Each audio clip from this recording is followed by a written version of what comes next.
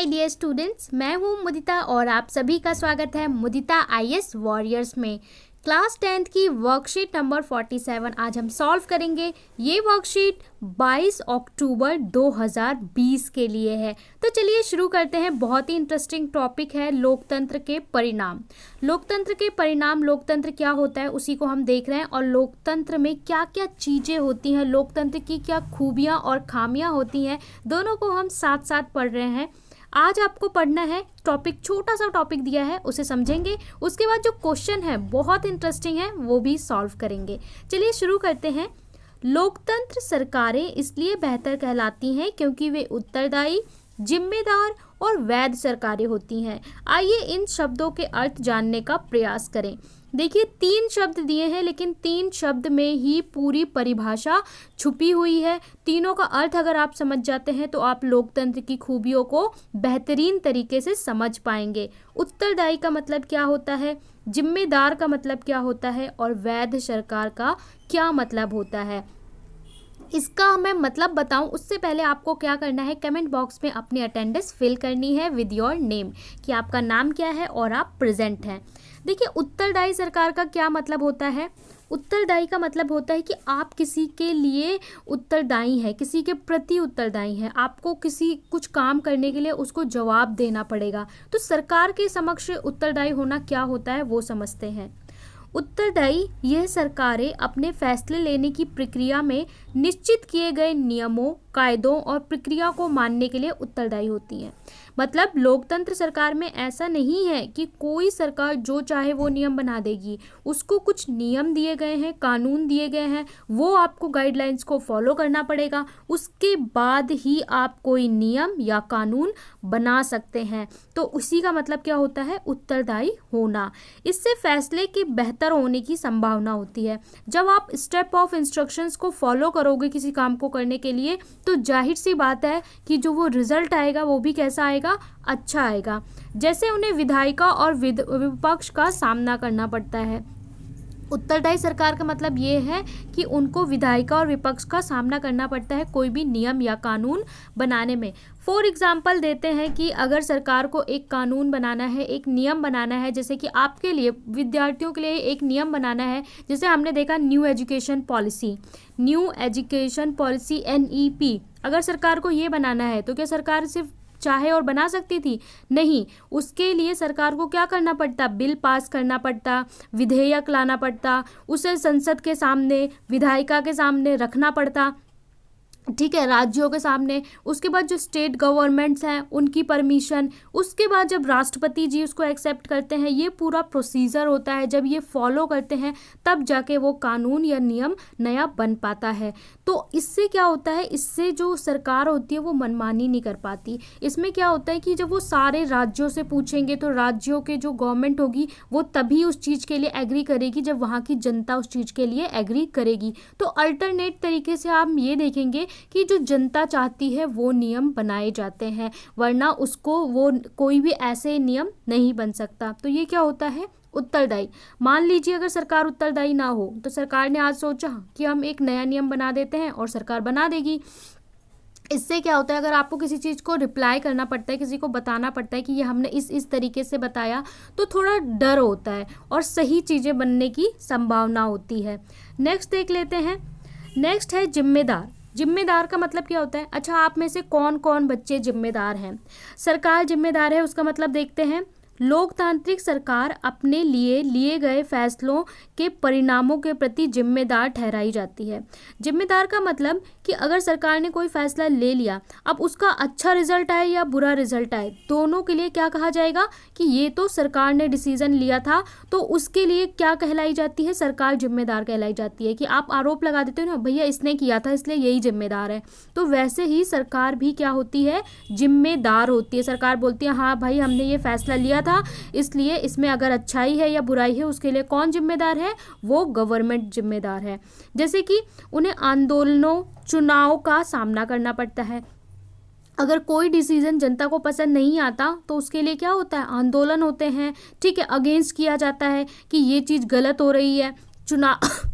चुनाव का सामना करना पड़ता है, यानी कि समय समय पे चुनाव होते हैं। अगर गवर्नमेंट कोई गलत तरीके से डिसीजन ले रही है तो चुनाव होते हैं और चुनाव के बाद गवर्नमेंट को हटाया भी जा सकता है। तो ये क्या है, जिम्मेदार होना, सामना करना पड़ता है, जिससे इन जिम्मेदार सरकार जनता के प्रति अपना निर्णय लेती है। तो इससे क्या होता है कि जब सरकार निर्णय लेती है तो वो जनता के बारे में सोच के उसके बाद ही निर्णय लेती है।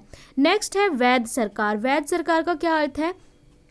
लोकतांत्रिक सरकारें निश्चित रूप से अन्य शासन से बेहतर हैं क्योंकि वे वैध शासन व्यवस्था है।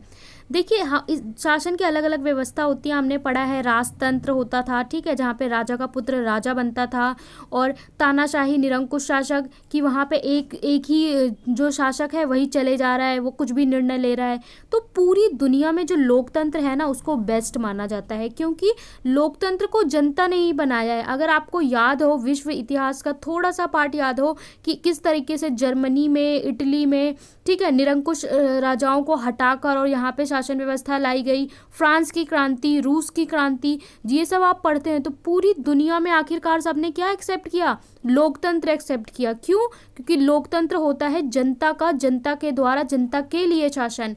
जनता खुद ही अपने प्रतिनिधि चुनती है, जनता खुद ही अपने लिए कानून और नियम बनाने के लिए आगे अपने प्रतिनिधियों से कहती है। इसलिए पूरी दुनिया में लोकतंत्र को बेस्ट माना जाता है और वैध शासन व्यवस्था माना जाता है क्योंकि ये लोगों को अपनी शासन व्यवस्था लोगों से चुने जाते हैं। यहाँ पे वही लोग चुने जाते हैं जो जनता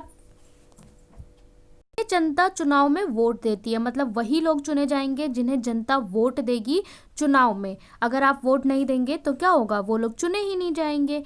तो ये हो गया हमारी वैध सरकार। वैध जो सरकार जनता के द्वारा ही बनाई गई है, एक्सेप्टेबल है। तो हमने 3 वर्ड का मतलब समझा, उत्तरदायी, जिम्मेदार और वैध। उत्तरदायी मतलब कि सरकार को अपने लिए गए निर्णयों का उत्तर देना पड़ेगा किसी न किसी के सामने। वो कौन है? विधायिका और विपक्ष। दूसरा, जिम्मेदार, सरकार कोई भी निर्णय लेती है तो वो ये जिम्मेदार कहलाएगी कि हमने ये निर्णय लिया है इसलिए हम जिम्मेदार हैं। वैध मतलब कि ये कानूनी रूप से वैध है, इसको जनता ने ही बनाया है और जनता के द्वारा ही ये चुनी जाती है। अब देख लेते हैं आज आपसे क्या प्रश्न पूछे गए हैं। पहला आपको जो प्रश्न पूछा गया है उसमें आपको सही उत्तर चुनना है। 4 विकल्प दिए गए हैं, इसे हम कहते हैं ऑब्जेक्टिव टाइप क्वेश्चन। इस तरह के क्वेश्चन इस बार बोर्ड एग्जामिनेशन में आने की संभावना है। आपका जो सिलेबस है थोड़ा सा चेंज हुआ है, मतलब थोड़ा सा रिड्यूस हुआ है। एग्जाम का पैटर्न जो है थोड़ा सा उसमें ऑब्जेक्टिव क्वेश्चन, 1 मार्क क्वेश्चन को बढ़ाया गया है जिससे आपकी हेल्प हो। पहले क्वेश्चन में बोला है कि लोकतंत्र बेहतरीन शासन व्यवस्था है, क्यों? आपको बताना है। यानी कि ए ऑप्शन है, जैसे केबीसी खेलते हैं हम लोग भी खेल रहे हैं, भ्रष्टाचार मुक्त शासन देती है। क्या लोकतंत्र भ्रष्टाचार मुक्त शासन देती है? दूसरा, ये फैसले बहुत तेजी से लेती है। तीसरा, ये विकास में अव्वल है। यह उत्तरदायी, जिम्मेदार और वैध शासन है। नेक्स्ट, दूसरे प्रश्न में बोला है आपको कोई चीज इसलिए प्रिय है क्योंकि आपने उसे बनाया। क्या लोकतंत्र भी ऐसा है? उदाहरण देके आपको बताना है। तीसरे प्रश्न में आपको बोला है अगर लोकतांत्रिक सरकारों को विधायिका विपक्ष का सामना ना करना पड़े तो क्या होगा। 4, लास्ट बट नॉट लीस्ट, आपने अपने जीवन में बहुत से कामों के लिए उत्तरदायी होंगे। ठीक है, आपसे पूछ रहे हैं कि आप भी अपने जीवन में बहुत सारी चीज़ों के लिए उत्तरदायी होंगे। लोकतंत्र किन किन बातों के लिए उत्तरदायी है? चारों प्रश्न का उत्तर समझेंगे उससे पहले आपके लिए कोविड के संदर्भ में उचित व्यवहार संबंधी एक संदेश है। कोविड-19 के विरुद्ध लड़ाई में सुरक्षित रहने के लिए आपको क्या पहनना है? वियर अ मास्क, मास्क पहनना है। आप कहीं पे भी जाएं, कहीं पे भी रहें, समझ लीजिए कि जैसे आपके लिए ऑक्सीजन ज़रूरी है उसी तरीके से आपके लिए मास्क कैरी करना ज़रूरी है और मास्क को हमेशा क्लीन करते रहें। 2 मास्क हमेशा कैरी करें। चलिए चलते हैं सॉल्यूशन की ओर। लोकतंत्र बेहतरीन शासन व्यवस्था है, इसके लिए आपको सही उत्तर चुनना चाहिए, ABCD। यह भ्रष्टाचार मुक्त शासन है। तो देखिए पहला ऑप्शन गलत हो जाएगा। क्यों? क्या लोकतंत्र में भ्रष्टाचार नहीं होता? होता है। भारत एक लोकतांत्रिक सरकार है, यहाँ पे भ्रष्टाचार नहीं होता? होता है भाई। ये फैसले बहुत तेजी से लेती है? जी नहीं, लोकतांत्रिक सरकार फैसले स्लो लेती हैं क्योंकि उन्हें बहुत सारे प्रोसीजर फॉलो करने पड़ते हैं। यह विकास में अव्वल है? जी नहीं, ऐसा नहीं है कि लोकतांत्रिक जो सरकार होगी वो विकास में अव्वल होगी, स्लो प्रोसेस हो सकता है। लास्ट है ये उत्तरदायी, जिम्मेदार एवं वैध सरकार है, तो ये हमारा सही ऑप्शन है। तो आपका इसका आंसर क्या हो जाएगा, ये उत्तरदायी, जिम्मेदार और वैध सरकार है। चलते हैं दूसरे प्रश्न पे। आपको कोई चीज इसलिए प्रिय है क्योंकि उसे आपने बनाया है, क्या लोकतंत्र भी ऐसा है? उदाहरण देकर समझाइए। तो आप लिखेंगे, जिस चीज को हम बनाते हैं अक्सर वह हमें अधिक प्रिय होती है। थोड़ा सा सोचिए, जिस भी चीज का निर्माण आप करते हैं, मान लीजिए आपने खाना ही बनाया है, अगर आपने बनाया है तो जाहिर सी बात है वो आपको पसंद होगी। आपने कुछ बुनकर बनाया है, जैसे कि ऊन से किसी डिजाइन को कुछ बनाया है, या फिर आपने कोई पेंटिंग बनाई है, या फिर आपने कोई नियम बनाया है, या फिर कुछ भी जो भी आपने अपने जीवन में बनाया हो, उसे थोड़ी सी देर के लिए सोचिए और फिर बताइए कि क्या वो चीज़ आपको अच्छी लगेगी। जाहिर सी बात है वो आपको बहुत अच्छी लगेगी अगर उसमें आपने खुद उसे बनाया है, खुद उसका निर्माण किया है, क्योंकि हम उसे अपनी पूरी सूझबूझ, मेहनत, दूरगामी परिणाम के आधार पर बनाते हैं। जब हम कोई चीज़ बनाते हैं, खुद बनाते हैं, और ये होता है कि हमें बनाना है, तो हम उसे अपनी पूरी मेहनत, लगन और अच्छी तरीके से बनाते हैं, इसलिए वो चीज़ हमें बहुत ज़्यादा प्रिय भी होती है। लोकतंत्र भी इसी प्रकार है, क्योंकि ये लोगों की अपनी शासन व्यवस्था है जिससे जनता ने स्वयं ही चुना एवं स्वीकार किया है।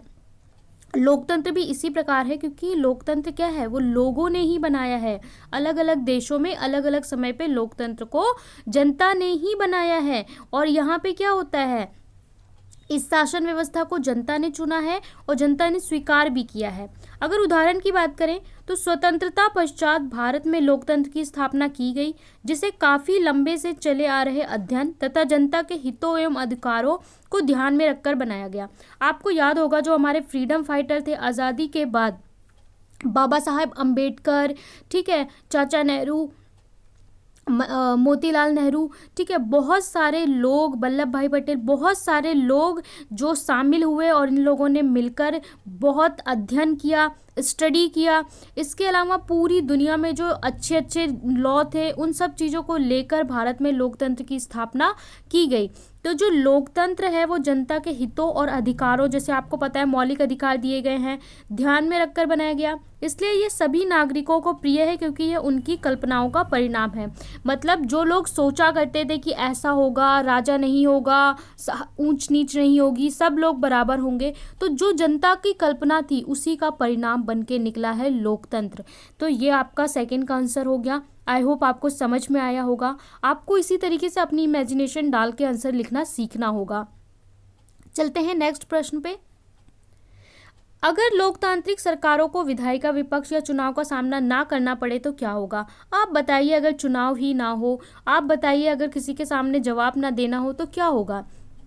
अगर लोकतांत्रिक सरकारों को विधायिका, विपक्ष या चुनाव का सामना ना करना पड़े तो वह सरकारें उत्तरदायी सरकार नहीं कहलाएगी। अब क्या होगा, उन्हें किसी के सामने जवाब ही नहीं देना, तो वो उत्तरदायी नहीं रहेंगी, तथा ऐसी परिस्थिति में सरकार मनमाने फैसले ले सकती है जो जनता के खिलाफ भी हो सकते हैं। जब चुनाव नहीं होगा तो वो हमेशा एक ही सरकार बनी रहेगी, ठीक है, एक ही सरकार बनी रहेगी। और उसके बाद क्या हो सकता है कि अगर उन्हें विपक्ष का सामना नहीं करना पड़ेगा तो कुछ भी डिसीजन ले लेंगे और वो जनता के खिलाफ भी हो जाएगा, क्योंकि जनता को पता ही नहीं चलेगा कि क्या लॉ बनाए जा रहे हैं, क्या नियम बनाए जा रहे हैं।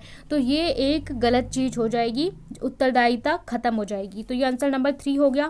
क्वेश्चन 4 में बोला है, आप अपने जीवन में बहुत से कामों के लिए उत्तरदायी होंगे। लोकतंत्र किन किन बातों के लिए उत्तरदायी है? चलिए पहले आपके बारे में डिस्कस करते हैं। हम अपने जीवन में बहुत से कामों के लिए उत्तरदायी हैं, जैसे कि बहुत सारे कामों के लिए उत्तरदायी होंगे आप। मैंने यहाँ पे 2 शॉर्ट लिस्ट किए हैं, इसके अलावा आप और भी चीज़ें लिख सकते हैं सोच के कि आप किस चीज़ के लिए उत्तरदायी हैं। जैसे परीक्षा के परिणामों को माता पिता के समक्ष रखना।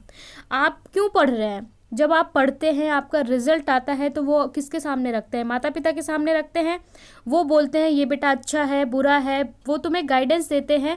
और उसके बाद अगर माता पिता रिजल्ट देखे ही ना, बोले ही ना कि तुम पढ़ो, तो क्या होगा? शुरू से बच्चों को माता पिता के सामने रिजल्ट रखना होता है, इसीलिए वो पढ़ रहे होते हैं।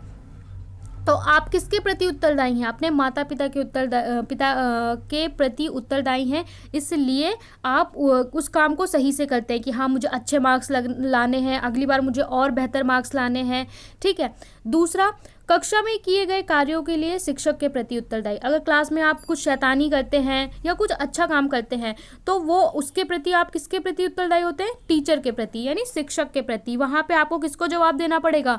शिक्षक को जवाब देना पड़ेगा। देखा है ना, टीचर क्लास से गेट आउट भी कर देती है और टीचर क्लैपिंग भी करवाती है, क्योंकि आपको टीचर को रिप्लाई करना पड़ेगा। तो ये तो हमने अपनी बात कर ली, बच्चों की बात कर ली। आप इसके आधार पर और भी सोच के लिख सकते हैं कि आप अपने जीवन में कहाँ कहाँ किसके प्रति उत्तरदायी हैं। अब बात करते हैं कि लोकतंत्र किन किन बातों के लिए उत्तरदायी है। तो लोकतंत्र भी कई बातों के लिए उत्तरदायी है। जैसे लोकतंत्र संविधान के प्रति उत्तरदायी है। संविधान क्या है? हमारे समझ लो नियमों और कानूनों की डायरी बुक है। देश को कैसे चलाना है, ठीक है, ये सारी चीज़ें कहाँ पे लिखी हैं? संविधान में। क्या क्या होना चाहिए, राष्ट्रपति, प्रधानमंत्री, सब कुछ लिखा है संविधान में। तो संविधान के प्रति लोकतंत्र उत्तरदायी होता है, क्योंकि नियमों और कानूनों को फॉलो किया जाए। लोकतंत्र विधायिका एवं विपक्ष के प्रति उत्तरदायी होता है कि जो भी नियम बनेंगे, चाहे वो ठीक है संसद में, विधानमंडल में, तो वहाँ पे विपक्ष होगा, उनके प्रति उत्तरदायी होगा। लोकतंत्र अप्रत्यक्ष रूप से जनता के प्रति भी उत्तरदायी है। जनता के प्रति उत्तरदायी कैसे है? क्योंकि लोकतंत्र में जनता के द्वारा जनता के चुने गए प्रतिनिधि ही नियम बनाते हैं। तो इस प्रकार से लोकतंत्र भी एक उत्तरदायी है किन किन चीज़ों के प्रति, वो हमने देख लिया। यह आपका आंसर नंबर 3 और ये 4 का पूरा कंप्लीट पार्ट होता है। यहाँ पे हमने वर्कशीट सॉल्व कर ली है 48। आई होप आपको समझ में आया होगा, लोकतंत्र को पढ़ने में मज़ा आ रहा होगा। अगर कोई भी डाउट है तो आपको कमेंट सेक्शन में कमेंट करके पूछ लेना है। और thank you so much for watching. आपको वीडियो को लाइक, शेयर और चैनल को ज़रूर से ज़रूर सब्सक्राइब करना है, जिससे आपके लिए इंटरेस्टिंग वीडियोज़ बनती रहें। मिलते हैं नेक्स्ट वीडियो में, तब तक के लिए बाय बाय।